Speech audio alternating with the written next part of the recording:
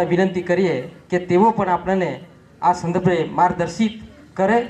રાજેન્દ્રસિંહ રાઠવા સાહેબ, ધારાસભ્ય શ્રી છોટાઉદેપુર. આજે પાવી જેતપુરના આંગણે ગણિત વિજ્ઞાન પ્રદર્શન 2024 અંતર્ગત આજના આપણા કાર્યક્રમમાં પાવી જેતપુર વિધાનસભાના યુવાન ઉત્સાહી આદરણીય ધારાસભ્ય જયંતિભાઈ રાઠવા સાહેબ, પાવી જેતપુર જિલ્લા પંચાયતના સભ્ય ભાઈ શ્રી ઉમેશભાઈ, તાલુકા ભાજપા અધ્યક્ષ ભાઈ શ્રી બાબુભાઈ, પૂર્વ જિલ્લા પંચાયતના ઉપપ્રમુખ સામાજિક આગેવાન વડીલ શ્રી આદરણીય જગાભાઈ, જેતપુરના પૂર્વ સરપંચ ભાઈ શ્રી ચંદુભાઈ, બેન શ્રી જવનિકાબેન, ભાઈ શ્રી છદ્રસિંહભાઈ, જેતપુર પાવીની સાર્વજનિક અને ઇતિહાસ સમી હાઈસ્કૂલના આચાર્ય શ્રી સંજયભાઈ રાઠવા સાહેબ, ભાઈ શ્રી રંજીતભાઈ અને આપણા બીઆરસી ભાઈ શ્રી રાજુભાઈ પરમારજી, ઉપસ્થિત સૌ વિવિધ શાળામાંથી પધારેલા, વિવિધ ગ્રુપોમાંથી પધારેલા સૌ શિક્ષક ભાઈઓ બહેનો, ગોવિંદ ગુરુ યુનિવર્સિટીની વહીવટી પાંખના અધ્યક્ષ ભાઈ શ્રી અરવિંદભાઈ, ભાઈ અશ્વિનભાઈ અને આ કાર્યક્રમમાં પધારેલા આ ગામના સૌ વડીલો અને વિદ્યાર્થી ભાઈઓ બહેનો. ગણિત વિજ્ઞાનના કાર્યક્રમમાં ખૂબ સરસ મજાની શરૂઆત થઈ અને શરૂઆતની અંદર આપણા ભાઈ રણજીતસિંહ બારિયાજીએ ખૂબ સારી ભૂમિકા મૂકી અને એમણે જે વાત કરી એ બહુ પાયાની વાત છે, ખૂબ અભ્યાસની વાત છે અને આપણા શિક્ષણ જગતમાં ખાસ કરીને ગુજરાત રાજ્યના શિક્ષણની જ્યારે વાત કરીએ અને એમાં છોટાઉદેપુર જિલ્લાની ભૂમિકાની જ્યારે ચર્ચા થાય ત્યારે પેપરનું છેલ્લું પાનું કે પહેલું પાનું એની અંદર આપણે છેલ્લા જોઈ લેવાનું. છોટાઉદેપુર છે હોય એટલે આપણને બધાને આનંદ થાય કે 10માનું અને 12મા ધોરણનું રિઝલ્ટમાં આપણે છેલ્લા છે, એટલે અમે જાણતા જ હતા કે આપણે છેલ્લા હોઈશું. પણ છેલ્લા 1-2 વર્ષથી આપણે છેલ્લેથી થોડાક આગળ વધ્યા છે. એ ખૂબ આનંદની વાત કહેવાય. પણ સાથે સાથે દેશભરમાં આદરણીય વડાપ્રધાન નરેન્દ્રભાઈ મોદી સાહેબે શિક્ષણની ચિંતા કરતા આ શિક્ષણ આઝાદી પછી 1986માં નવી શિક્ષણ નીતિ બનેલી અને ત્યારબાદ આટલા બધા પ્રવાહો બદલાયા, ટેકનોલોજી બદલાઈ અને એ ટેકનોલોજી આખું આમૂલ પરિવર્તન વિશ્વમાં આવ્યું હોય. આ સદીને જ્ઞાનની સદી કહેવામાં આવે છે અને જ્ઞાનની સદીને ભારતની ભૂમિકા એમાં કેવી હોવી જોઈએ અને દેશના તમામ જિલ્લાઓ 7 લાખ જેટલા જે ક્લસ્ટર પોકેટો છે આ દેશના, વિવિધતાથી ભરેલો આ દેશ છે અને આ દેશમાં શિક્ષણની ધારા વહેવી જોઈએ. અનેક પ્રકારે આપણે આગળ રહેવું પડે ને વિશ્વ જ્યારે જ્ઞાનની આ સદી હોય ત્યારે આદરણીય નરેન્દ્રભાઈ મોદી સાહેબે આ તમામ પાસાને વિચાર કરી અને 2020ની અંદર નવી શિક્ષણ policy, new education policy NEP જ્યારે મૂકી હોય, એની ઘણી બધી ખામીઓ હોઈ શકે, ખૂબીઓ હોઈ શકે, એના પર ઘણી બધી ચર્ચા થઈ શકે તેમ છે. પરંતુ જ્યારે કંઈક નવી શરૂઆત કરતા હોય ત્યારે એના પરિણામો સારા પણ આવે, ખરાબ પણ આવે, અને એ પરિણામો પરથી આપણે પરિવર્તનો કરતા જઈ અને કઈ રીતે પરિણામ સુધારી શકીએ એ માટે જ્યારે આપણે સૌ કાર્ય કરી રહ્યા છીએ ત્યારે છોટાઉદેપુર જિલ્લાની વાત કરીએ તો છોટાઉદેપુર જિલ્લો ને આપણે બધા સાથે મળીને આ જિલ્લાને શિક્ષણમાં રાજ્યના અન્ય જિલ્લાઓ સાથે હરોળમાં કઈ રીતે આવી શકે, આપણું સાયન્સ, આપણો એટલે કે વિજ્ઞાન પ્રવાહ, અન્ય આપણા પ્રવાહો, આપણી જિલ્લાની ભાતીગળ સંસ્કૃતિ પ્રમાણે, નીતિ રીતિ પ્રમાણે આપણે આ જિલ્લાને રાજ્યના અન્ય જિલ્લાઓમાં આગળ લઈ જવા માટે જ્યારે રાજ્ય સરકાર પણ પ્રયાસ કરી રહી છે ત્યારે આપણું પ્રાથમિક શિક્ષણ, ઉચ્ચતર પ્રાથમિક શિક્ષણ એની અંદર પણ રાજ્ય સરકારે કેન્દ્ર સરકારના સહયોગથી જે શાળાની અંદર આપણને આપવામાં આવી છે એની આગળ પણ આપવામાં આવી છે. આપણા 959 જેટલા ખૂટતા ઓરડાઓ ને પણ મંજૂર કરવામાં આવ્યા છે. વચ્ચે જીએસટીના પ્રોબ્લેમના કારણે આપણે એના ટેન્ડરો ભરાતા નહોતા, કોઈ એજન્સીઓ નહોતી આવતી, પણ હવે એ એજન્સીઓ પણ ધીરે ધીરે ટેન્ડરો ભરે છે અને આપણા આદરણીય ઉત્સાહિત આપણા ધારાસભ્ય શ્રી જયંતિભાઈએ પણ એમના વિસ્તારમાં જેટલી સ્કૂલો પહેલી મંજૂર થઈ છે એમના ઓરડાઓનું ખાતમુહૂર્ત પણ એમને ચાલુ કર્યું છે. આપણી બાજુ પણ મંજૂર થયું છે. ટૂંક સમયમાં આપણે આપણા લોકપ્રિય સાંસદ સાહેબના અધ્યક્ષ સ્થાને આપણે પણ આ વિસ્તારની અંદર પ્રાથમિક શાળાઓના ઓરડાનું એ કરવાનું છે. બીજું કે ઘણાને એમ થાય કે ઓરડાઓની વાત કરી પણ આપણા શિક્ષકો ઘટે તેનું શું?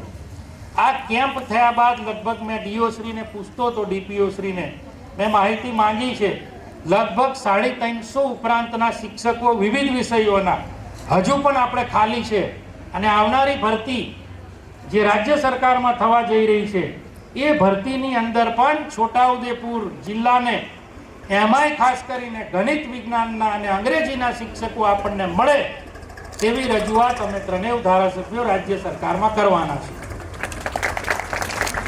તેવી જ રીતે આપણું માધ્યમિક અને ઉચ્ચતર માધ્યમિકનું શિક્ષણનું માળખું એની અંદર પણ કેવા આપણને પ્રશ્નોનો સામનો કરવો પડે છે એ બાબતે રાજ્ય સરકાર સાથે આપણો શાળા સંચાલક મહામંડળ આપણા સંજયભાઈ સાહેબ, ગગનભાઈ ને અનિરુદ્ધભાઈ પટેલ સાહેબ ને એવા લોકો પણ અમારા સંપર્કમાં રહીને રાજ્ય સરકારમાં એમની વાતોની રજૂઆત કરતા હોય છે. એનો પણ આશા રાખીએ આપણે ઉકેલ આવે. અને આપણે જ્યારે અહીંયા આ ગણિત વિજ્ઞાનનું આપણું આજે પ્રદર્શન યોજાઈ રહ્યું છે, 75 જેટલી કૃતિઓ વિવિધ શાળાઓએ અહીંયા લઈને આવ્યા છે અને એમના વિષયો માને ભારત ખેતી પ્રધાન દેશ છે, ખેતીવાડીના વિષયો પણ આની અંદર તમે લો.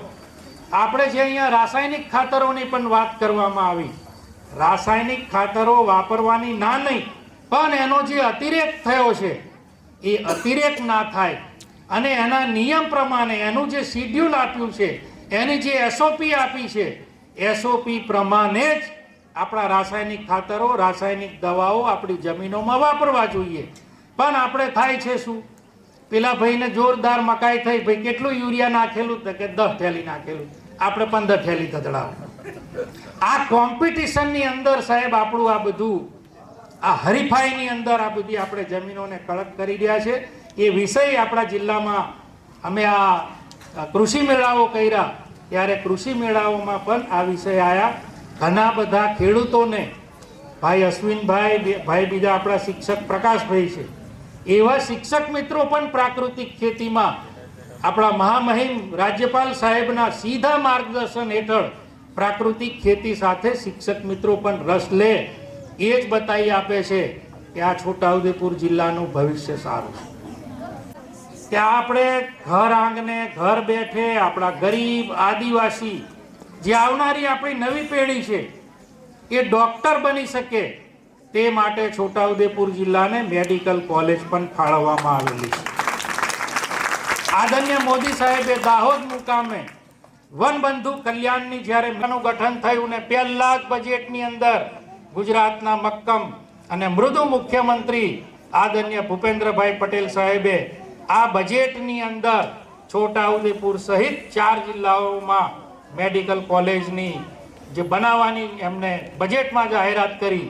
અને એ જાહેરાત પછી તમારામાંથી ઘણા લોકોને પ્રશ્ન થાય કે આવી તો તમે 1 વર્ષથી વાત કરો છો, અહીં વાવમાં હો કરેલી કે મેડિકલ કોલેજ મંજૂર થઈ, મેડિકલ કોલેજ મંજૂર થઈ, તો થતી કેમ નહીં? સાથીઓ, મેડિકલ કોલેજ મંજૂર કરવી અને એને ઇમ્પ્લિમેન્ટેશન કરવું, એમાં 250 પલંગની આદિવાસી વિસ્તારમાં સરકારી હોસ્પિટલ જોઈએ. અને આ હોસ્પિટલ આપણી પાસે છોટાઉદેપુરમાં માત્ર 100 પલંગની હોસ્પિટલ હતી, સરકારી સિવિલ હોસ્પિટલ. એમાં રાજ્ય સરકારે ભારત સરકારના સહયોગથી આયુષ્માન ભારત હેઠળ 212 પલંગની નવી હોસ્પિટલ મંજૂર કરી. એ હોસ્પિટલનું કામ બિલકુલ પૂર્ણતાના આરે છે. એમાં પલંગો મુકાઈ જાય, એમાં આઈસીયુ મુકાઈ જાય, એમાં વિવિધ પ્રકારના સાધનો મુકાઈ જાય. એવી લગભગ 60 કરોડની માતબર રકમના ખર્ચે આપણી આ હોસ્પિટલ પૂર્ણ થવા જઈ રહી છે. 100 જૂની, નવી 212, એમ કરીને 312 પલંગની હોસ્પિટલ છોટાઉદેપુર મુકામે હોળી પછી કાર્યરત થશે. નેશનલ મેડિકલ કાઉન્સિલ એની મુલાકાત લેશે, પ્રમાણપત્ર આપશે. ત્યારે આવતા વર્ષમાં આપણે આશા રાખીએ કે છોટાઉદેપુરની મેડિકલ કોલેજ પણ એ થાય અને એનું ટેન્ડર પીપીપી મોડલે આપણી મેડિકલ કોલેજ પણ આગળ ધપાવવા માટે એને આગળના પગલાં લેવાની છે. સાથીઓ, 500 કરોડ ઉપરાંતના તો ખાલી મકાનો બનવાના છે આપણા મેડિકલ કોલેજના. એટલે આપ સૌ શિક્ષક મિત્રો છો અને આપ સૌ શિક્ષણના વાહક છો. અને આજે આપણું જે આ વિજ્ઞાન છે, આપણી ભાવિ પેઢી તૈયાર કરવા માટે આ જિલ્લામાં પણ આપણે સાયન્ટિસ્ટો બને, ડોક્ટરો બને, બાલ કવિ બને, બાળ લેખક બને અને આપણો જિલ્લો પણ કશું કરી શકે. એના માટે ગુજરાતની અંદર આપણું જે શિક્ષણ અને તાલીમ ભવન બોડેલી ખાતે એમનો ખાતમુહૂર્ત થયું. 16 કરોડ જેટલી માતબર રકમ છોટાઉદેપુર જિલ્લાને રાજ્ય સરકારે આપણા શિક્ષણ વિભાગે આપ્યું છે. અને ગુજરાતની અંદર ઈડરને બાદ કરતા આપણું જે આ બોડેલી મુકામે ડાયટ ભવન બનવાનું, એ ડાયટ ભવન બીજા નંબરનું ગુજરાતમાં બનવાનું, અદ્યતન બનવાનું, લેટેસ્ટ ટેકનોલોજી, કોમ્પ્યુટર, એમાં લાઇબ્રેરી, 2000 જેટલા વિદ્યાર્થીઓ એમાં તાલીમ લઈ શકે તેવી કક્ષાનું બનવાનું છે. એટલે છોટાઉદેપુર જિલ્લામાં આપને ઘણાને પ્રશ્ન થતો હશે કે આપણો જિલ્લો કશું જ નહીં, કંઈ નહીં. પણ આપણા જિલ્લાને આગળ લાવવા માટે 93 ધારાસભ્યોને સાંસદ સહિત સૌ આપણે ભેગા થઈ અને આ જિલ્લાને જે પ્રાથમિક અને પાયાની સુવિધાઓ આપવાની છે એ સુવિધાઓ પ્રત્યે અમે પણ જાગૃત છે. અને એમાં તમારો સાથ અને સહકાર અમને મળે એ આપની પાસે આશાને અપેક્ષા રાખું છું. આપણું છોટાઉદેપુર અહીંયા દુમાલી ખાતે પાસે ફંડ નથી, એટલે આ બજેટની અંદર આપણને શિક્ષણ વિભાગે વચન આપ્યું છે કે અહીંયા જમીન ફળવાઈ રહી છે. આપણા જે વિદ્યાર્થીઓ છે એ વિવિધ પ્રકારની સ્પર્ધાત્મક તાલીમોના ભાગરૂપે આપણે જિલ્લાની અંદર છોટાઉદેપુર ખાતે જિલ્લા કક્ષાની ઈ લાઇબ્રેરી માટે 5 કરોડ રૂપિયા ઉપરાંતની રકમ આપણને બજેટમાં રાજ્ય સરકારે આપેલી છે. પાવીજેતપુર ખાતે 3 કરોડ રૂપિયાની આપણી ઈ લાઇબ્રેરી. અને ઘણાને પ્રશ્ન થાય કે આપણું પાવીજેતપુર પણ પાછળ છે. સાથીઓ, પાવીજેતપુર પણ આગળ જવાનું છે. આપણું પાવીજેતપુરની અંદર આપણે જે બસ ડેપો છે એ બસ ડેપો પણ આપણો મંજૂર થયેલો છે. અને પોલીસ વિભાગની જે જમીન છે એની એનઓસી આપણને 8/12 પોલીસ વિભાગે એનઓસી આપી કે અમારે જે આ પોલીસ ક્વાર્ટર બનાવવાનું છે સુદામા છાત્રાલયની બાજુમાં, એ જમીન અમે બસ એટલે કે વાહન વ્યવહાર નિગમને આપવા સંમત છે. અને એના ભાગરૂપે આપણો જે બસ ડેપો છે એ બસ ડેપો પણ આપણો હાઈવે પર થઈ શકે તેવા દિવસો પણ આપણે જોવાના છે. એનું ખાતમુહૂર્ત પણ થવાનું છે. સાથે સાથે આપણી પોલીસ લાઇન, આપણું તાલુકા કક્ષાનું દવાખાનું અને આપણે શિક્ષણની મોડલ સ્કૂલને એકલવ્ય મોડલ સ્કૂલ આપણે રંગલી ચોકડી પાસે ત્યાં નવું આકાર લઈ રહ્યું છે.